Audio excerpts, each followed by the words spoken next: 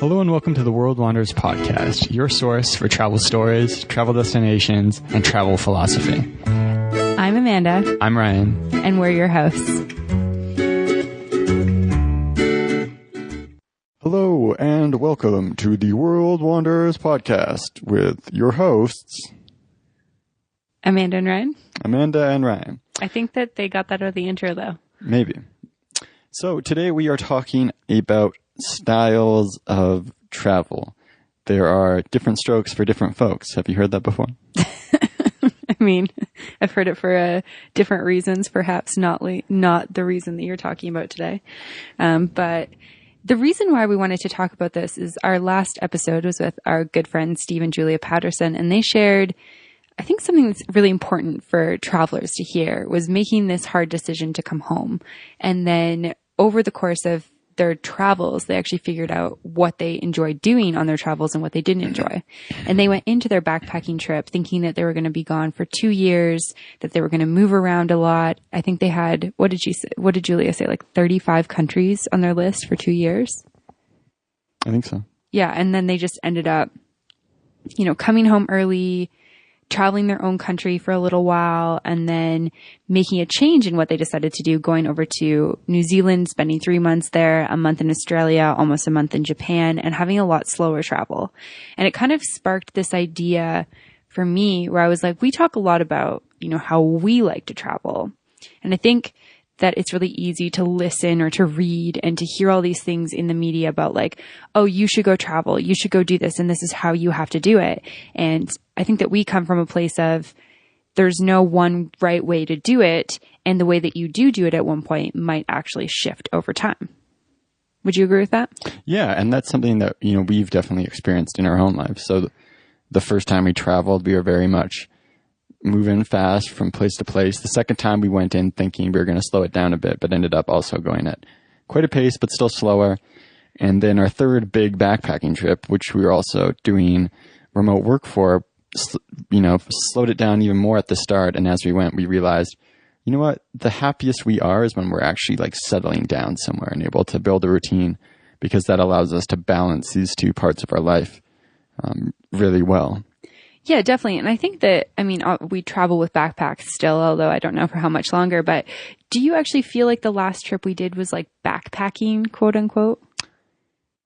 Not so much. I don't think it had very many like traditional backpacking things about it. We stayed in a hostel a few times. But when I think about the first time we went backpacking, it was very much hostel dorm rooms, very fast travel. We saw a lot of different places. We were interacting with a lot of different people. We were very much on a tight budget. And that's what I think of when I think of backpacking. And obviously everyone's idea of what backpacking is might be slightly different. But when I think about this last trip, I think about, splurging to enjoy the comforts of home because we were gone for so long, and moving much slower and staying in Airbnbs more than anything else. I think we stayed in like 3 hostels our entire 8 months away.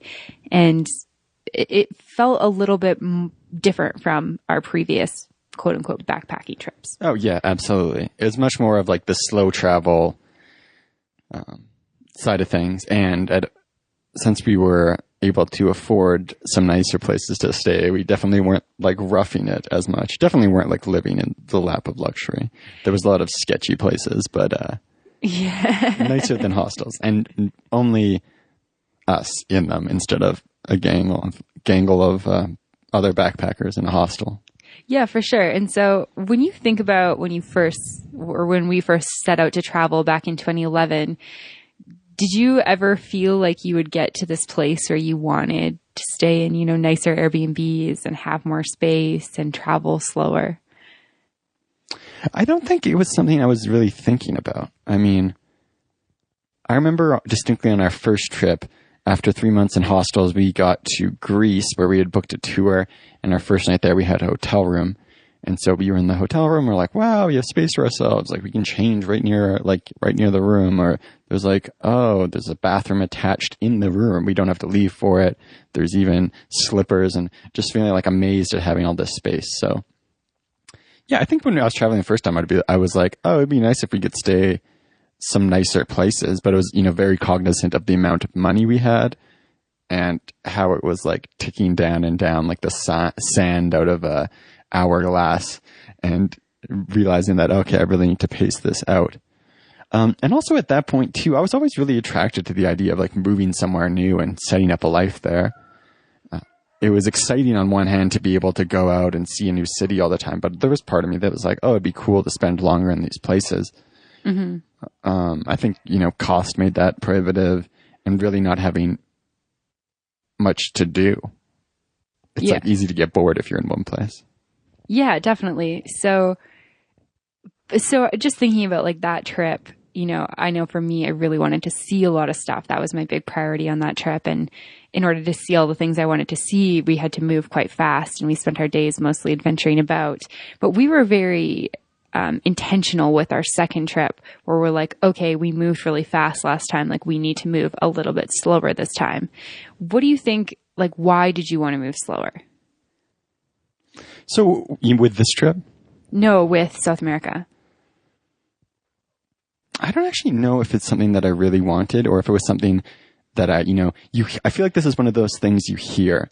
Like when you're traveling around backpacking, you get a lot of people who at home, people are like, wow, you're spending a week in X city. That's amazing. You're spending 6 months traveling. That's amazing. Mm-hmm. But when you actually get out there and start meeting with other travelers, there's this kind of like, oh, you're just one of those city to city people type thing. And I think that actually did have an impact on the way I thought about it. Like the way I thought about it was, oh, to be like better at this, I need to be more immersed in the authentic side of the city and stay there for longer. That type of thing. I think part of it too is not having, like, I've never been the type of person who's done a ton of research for this is what's cool in this place. So when we got to places I like, I'm like, oh, okay, I like it here. Let's just like stay here a while. I don't want to go to X place. That doesn't sound very exciting. And what is it about a place that, you get to a place? What is it that makes you like one place versus another? I feel like we might be going down a different rabbit hole than the one we we're intending to, but I mean, I think there's a whole bunch of factors. It's like, things to do. Is there like diversity in the types of things to do? Is it easy to get around? Are there like a minimum of hassles, or are those hassles kind of enjoyable? So like, some places might have a metro that makes it easy to move around, or there's Uber. Some places like Bangkok, you're going to deal with challenges when you go around, but it can be fun and exciting. And then, good food, pleasant climate, things that engage my interests, whether it's like learning a language or learning more about a religion or, philosophy, that type of thing. Yeah. Yeah. I think that, so the reason why I was kind of probing at that is I really want to get down to like this idea that there's no one right way for everyone. And I think that there's some interesting things within the travel world where people, like you had an experience where somebody goes, oh, you're not like a traveler because you only spent 3 days in the city. And I know we did an episode a couple months ago where we talked about how you should really go somewhere and have the experiences that excite you. So if you like Mexican food, you should eat Mexican food everywhere that you go, like we do, and not worry if somebody's like, oh, well, you didn't try like the local cuisine, like you kind of suck. And I think that people can also get caught up in that too, like feel like, oh, I'm not a traveler because I only have 4 weeks a year and I go to 4 different countries in that time, or I just go to one place because I'm really burnt out from my full-time job. And I think, we've watched our desires to travel transition a lot over the last 6 years, and they're continuing to change and transition. And anyone who's followed the podcast along from, its birth 3 years ago would know that we're entirely different people and that we look for different things when we travel now. And I don't think that that's a bad thing.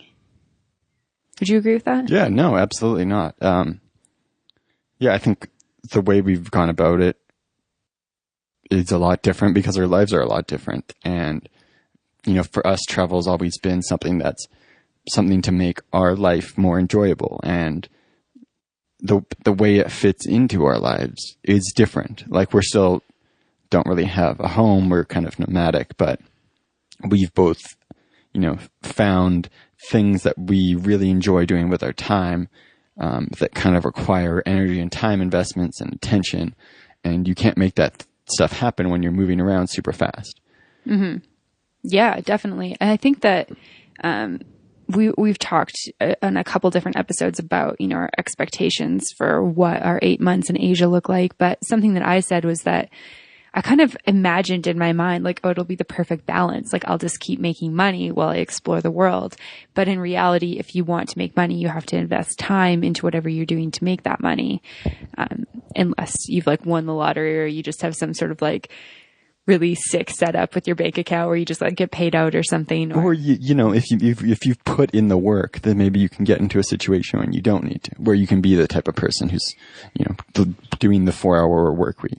Yeah. Where you've set up the passive income streams or the passive revenue streams. But I think that people kind of get in their mind, and don't get me wrong, I kind of had this the first time I created an online course. I was like, oh, I'll just put in the work to create this course and then I'm going to get rich. No big deal. Me and my 800 Udemy pension. Yeah, me and my 800 Instagram followers. Get me rich. And I think that that's like, having this idea like, okay, I'm going to put in the work for a small period of time and then just make a bunch of money off of it is not really reality. So it's something that I learned is like, okay, if I'm going to make money on the road at this point, I need to spend actual time doing stuff. And I actually found that by the end of Asia, I was like, I actually want to be moving around less, because I get kind of frustrated with myself when we're moving around a lot, because I have this constant pull to do stuff versus this constant need to do work.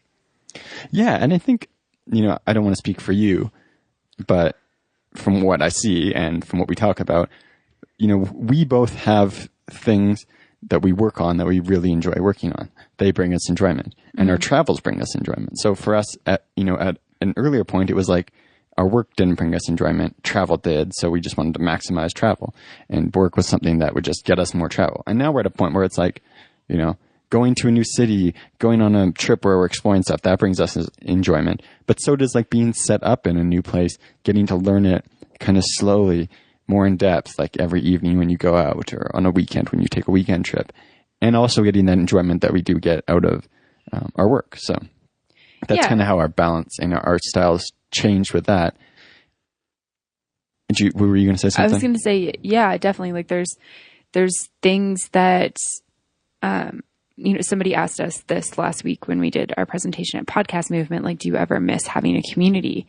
And I definitely do. And I feel that by having a slower moving travel style, we're able to build more of a community. Like when we were in Bali, for example, we were working at the same co-working space for 2 months. And I feel like there were a number of people that we grew quite close to in that time. It doesn't take that long to build a community somewhere. But if you're only there for 3 days a week, even, that's really not enough time to like meet people and invest time in building a relationship with them. And that was something that was kind of missing in my life. And I think that with each new travel endeavor we take on, you and I are both intentional about looking at like, okay, what's missing out of our lives? What do we need to change in order to be happy? Yeah. And I think the big thing that was kind of like fighting against is like this idea about like what it, means kind of in the abstract to travel well. It's kind of something that happens in like every kind of subculture. There's kind of people who want to act as enforcers for like the true way to do something, whether that's like hiking, and people will, discredit hikers because, they're, just doing the easy summits, or they didn't actually go to the summit. Or whether it's in travel, there's a lot of people out there who attach their identity to being a traveler and then look for ways to discredit, you or other people because you're not doing it the way they see is the right way to do it. Yeah. But at the end of the day, right, like the reason you're doing it is for you to make your life better. Mm-hmm. And so you shouldn't be doing it to any standard other than your own. And that standard should be set on, is this making my life better right now? Yeah, I'm going to keep doing it. Maybe it changes and it's not. Maybe, at some point you realize, you know what, if I was going for a more authentic, in air quotes, experience, that would make my life better. I need to get out of my comfort zone. I'm going to push myself in that way. And it maybe will. But you might do that for a while and say, you know what, this whole like homestay, eating the cheap food, I'm tired of getting diarrhea, I'm tired of not having my own space, I'm going to rent an Airbnb and go get like a nice meal. And that might make your life better. But there's no necessity to be dogmatic about the way you're doing it. Yeah, definitely. I couldn't agree more. I think that, I'm also part of like the yoga world, and there's definitely a whole like, oh, you're not a good yoga teacher if you don't teach from this place of spirituality type thing, or if you teach goat yoga or beer yoga. So I think it kind of comes. Those are actually things. Yeah. It's like, I'm not even joking. And people like hate on it, and I just don't even. It's hard to get goats into the studio though. Oh, you don't do goat yoga in a studio. You do it outside. The goats don't like the studio. No, they're kind of. But how do they pay outdoor. for it? Where do they get the money from? It's usually you go to like a goat farm and do yoga there. Then how do the teachers get paid? From the people who come, and then you just pay for your like rental of the farm. I don't know. I'm not a goat yoga expert. I was trying to make a joke that it's the goats doing the yoga, not people doing yoga with goats. Oh, gotcha. I totally missed that. Anyways, in each type of subculture, there is, people who are going to, like you said, hate on you because you're doing something that's different from what they think is right.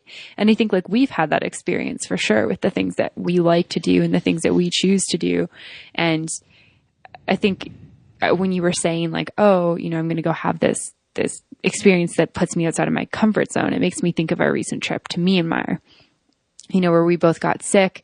We were eating lots of new foods. I actually really enjoyed the food there, and we were having lots of like new awesome experiences. But at the end of a couple weeks, I was like, I just want to be in like a nice Airbnb that's air conditioned, and I want to go work at Starbucks, and I want where there's like good Wi-Fi, and there's a soy milk latte that's going to taste the same as the one at home. And I want to go eat at, I'm not thinking of a restaurant, but we're not eating at like KFC or Pizza Hut or McDonald's, but I think like, maybe that is what you crave. But just eating at a restaurant where I'm like, okay, I'm like 99% confident that I'm not going to get sick from this, and I know exactly what it's going to taste like. And I think that there's people who, I don't know, that doesn't serve them. That doesn't meet their travel need, and that's okay. But for some other people like us, that's something that, we really enjoy. And when I'm away from home for a long time, I really like to find those little pockets of comfort within a country that's totally uncomfortable. That's kind of my thoughts on that. Yeah. And then this also kind of extends outside of like purely long-term travel too. Yeah. So do you mean like vacationing? Yeah. Yeah. So I think something we talk a lot about on the show is long-term travel, because we are nomadic, like Ryan said, and we take long-term trips. But I think that there's also something to say for the travel style of, like I kind of mentioned before, maybe you save up your vacation, you take like 1 month off a year, or maybe you only have like 2 weeks vacation and that's the only time you can take off. Or maybe you just have 1 week because you spend your other week going home for Christmas or something like that. And there's also nothing wrong with that style of travel. Like some people have careers that they're super passionate about. And I think that we're really lucky at this point in our lives to be able to work remotely. But I think it's also important to note that we both understand that not everyone does have those jobs, and that you can find a travel style that works for you while having your full-time job that you're really passionate about. Yeah. And I mean, the whole thing is like, it's something to make your life better. And however it does that for you, do that, and don't feel compelled to be, for anything else other than that. Yeah. Yeah. Somebody left us a negative comment on iTunes a couple weeks ago saying like, oh, these guys harp on like the corporate world being terrible. And, I think for us, it's like we had jobs that we didn't really love, and it's taken us a couple of years to find jobs and careers that we're really excited about. And now we're prioritizing those into our travel. And like I said before, fortunately, ours are remote. But I think it's also important to note that we both understand that people do have jobs that they love. And I think life should be about finding and doing things that make you happy. So if you have a career and a job that you love, then that's great. Find ways to integrate something like travel, if you love travel, which I assume you do if you're listening to this podcast, into that and make that work together. It's not necessarily about like, oh, you can't go traveling if you have a job. Do you have any other thoughts on that? I mean, yeah, I just feel like it's almost obvious. Yeah, it's almost just obvious. Like, do you? And the reason we do, like for us, going new places is something that we really love doing. Having friends all over the place and being able to go visit them and have really quality time with people, as opposed to just being stuck in one social circle. That's something we love to do. Maybe at some point in the future it will continue change, and maybe we'll decide we want to settle down. So yeah. Yeah, I mean, when we got back to Canada, we were super stoked on being here. We actually did have a conversation where like, maybe we should just find a place and like stay here for a year. And the only reason that I think that conversation, or one of the only reasons that conversation kind of shifted away from that idea, is because winter where we live in Alberta, Canada, is absolutely terrible. And winter is coming. Winter is coming. That is no joke. But I think, so you mentioned like, okay, it's really obvious. And I think that it is obvious. When you say it, it's like, okay, of course you should be doing things for you. Of course you should be doing the things that make you happy. But I feel like sometimes it's not that easy because of, inputs constantly and people telling you what you should want and what you should do and the way that social media portrays things. And I think it is an important discussion to have. And I do think there's like, there's a point, I think for everyone, but like especially early on when you're trying to figure things out, it's like you have things that you think are going to make you really happy. And then you go out and you try them and you're like, oh, you know what? That actually didn't work for me. And I think there's huge value in going out and doing those things. So for us, I think this was a thing with just only backpacking. The first time we did it, 6 months, there was ups and downs, but really enjoyed it, came back, started working, and just had this image in our head of like, this is the thing that's truly going to make us happy. We need to be doing this all the time. And we went out and at some point in that second long-term trip had this sense of dissatisfaction brewing where it was like, you know what, there is something more, needs some fulfillment. But it never would have gotten to that point unless we'd actually gone out and done it. Mm-hmm. So like you learn that lesson by going after the things that you want and doing them.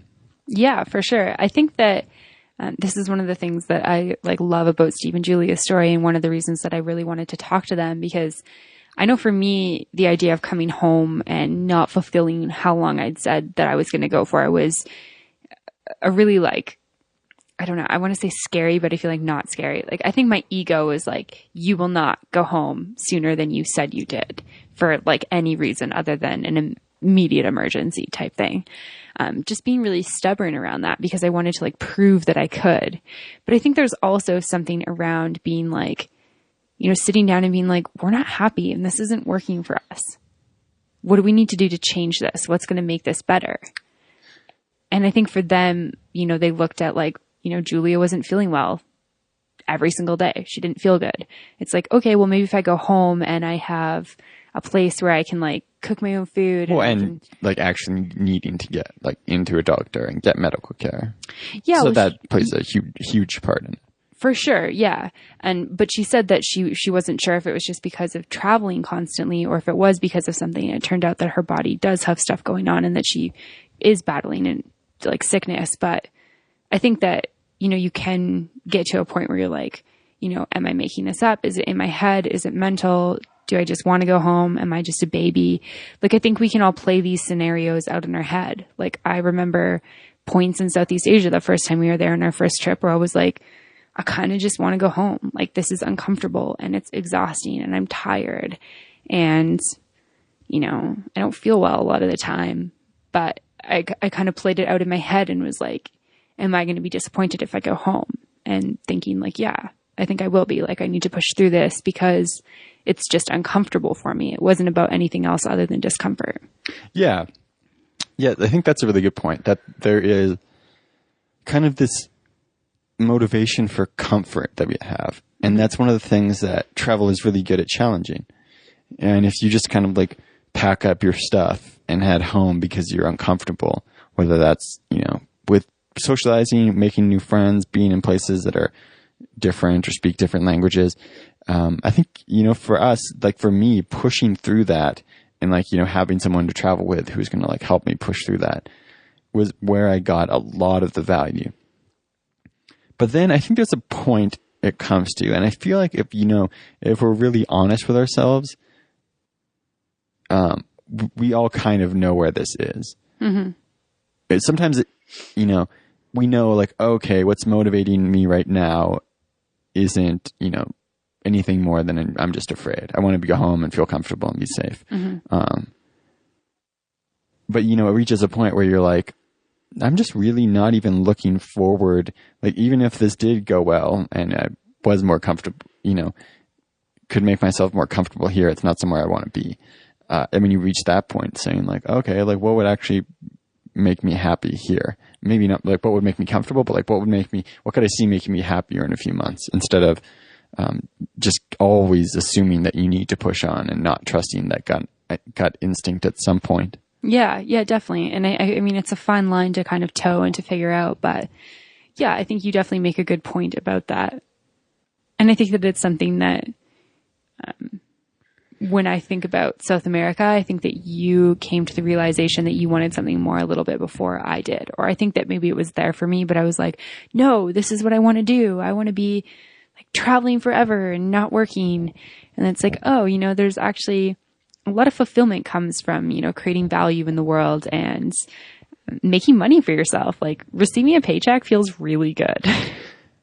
Yeah, or can feel good. Yeah. It can when someone good. pays you for your work that you're proud of doing, or, especially like if you're an entrepreneur or doing it entrepreneurially, when people are paying you for your services as opposed to like, going through a middleman with you just having a job, there's something really satisfying about that. And being a valuable member of society, the best way to show that is, providing a product that people want to buy. And getting that is fulfilling.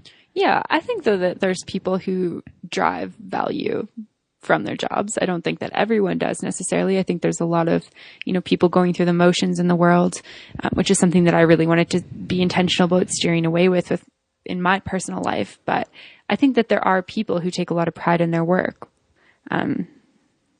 Just thinking about, there was an office manager in one of my summer jobs, and he was just like, he made sure that everything ran in that company. Like, he had such an important role, and he was very, like, he took a lot of pride in like little things, like, emptying the recycling bin or making sure that the little creamer cup was full and stuff like that. And I think that you can drive value from stuff like that, or you can find. You mean in like enjoyment and fulfillment? Yeah, exactly. That's what I mean. Maybe not value, but it's providing value for other people as well. But yeah, I guess what I was trying to say is that I think that there's different roles that are appropriate for different people, and that you don't necessarily have to be an entrepreneur to like feel good about receiving money. Oh yeah, no, of course not. Yeah. Do you have anything else that you want to touch on with this? Yeah. So I think for me, it's on one hand, aggressively pursuing the things you think you want. So whether, if you're working a job that you don't really like and you have this vision of going on a big backpacking trip, I don't think we should sit with those dreams. I think we should do what we can to make that happen. Don't listen to other people who tell you, oh, you know what, you're probably not going to like backpacking, stuff like that. If someone you trust tells you that and it's persuasive to you, but you can't get this idea out of your head, whether it's I need to travel or I need to write a book or whatever it is. I think we should aggressively pursue those things. But when we start doing those things, we should be open to the fact that maybe they aren't everything we imagined they would be. So for us, this example was, going to work and travel at the same time. In our heads, it was like, oh, this is going to be the perfect solution. We don't have to deal with coming home after a trip and feeling this like bad feeling of being out of savings and having to get a job. But we still get to explore and all this stuff. And the reality was it was a completely different experience because now we had to balance these two things up together. And it meant that we couldn't do either of them in the way that we had done before. And so our travel style evolved. And so, if you're someone who wants to do that long backpacking trip and don't particularly like your job, take the risk, go do it. But then if you're like 2 months into it and feel like you pushed yourself into zones of discomfort and you're not actually getting that much enjoyment out of it, you feel like you're not unfulfilled, change course, do something different, do the thing on your mind that you think is going to make you feel better in that situation. And obviously, as a human being, we kind of have these short-term things we think will make us feel better. Like, ooh, I'd be better right now if I was eating ice cream, or I would be better right now if I was eating Netflix. Eating Netflix? So you can't really apply that don't apply that to the super short term, but in the kind of like mid-term, the few months range, type of perspective, don't feel tied to what you're doing if it's not bringing you enjoyment. Do something different. Yeah, definitely. I feel like I couldn't have said that better myself, other than watching Netflix, not eating Netflix. Oh, did I say that? I mean, you could try and eat Netflix, I guess, but I don't think it tastes very good. Maybe before they became an internet streaming service. Yeah. Had more sustenance as DVD companies. Yeah. So if you're somebody who is considering a big backpacking trip, or you've done a backpacking trip and you feel like it's not for you, and you're thinking about making a change in the way that you travel, whether that's to more of a vacation style or a vacation style with a backpacking twist in it, know that whatever you choose to do is totally fine. You don't need our approval or anybody else's, as long as it suits your needs and makes you happy. And before we sign off this episode, we just wanted to give a shout out to our supporters on Patreon. Thank you so much for supporting the podcast. Your support means the world to us. If you are somebody who enjoys the show and you would like to become a supporter on Patreon, you can support us at patreon.com/theworldwanders. And for just a couple bucks a month, you get some awesome rewards like postcards from various locations around the world, hangouts with us online, not in person, of course, special content, all of our ebooks, etc., etc. So check us out at patreon.com/theworldwanders. And as always, thanks for listening. To find more information, relevant links, and photos talked about in this week's episode, check out theworldwanders.com. If you have a question, comment, or feedback, send us an email at info@theworldwanders.com. Join our community on Facebook at The World Wanders or on Twitter at WorldWanders1. As always, thanks so much for listening. Have a great day. Bye.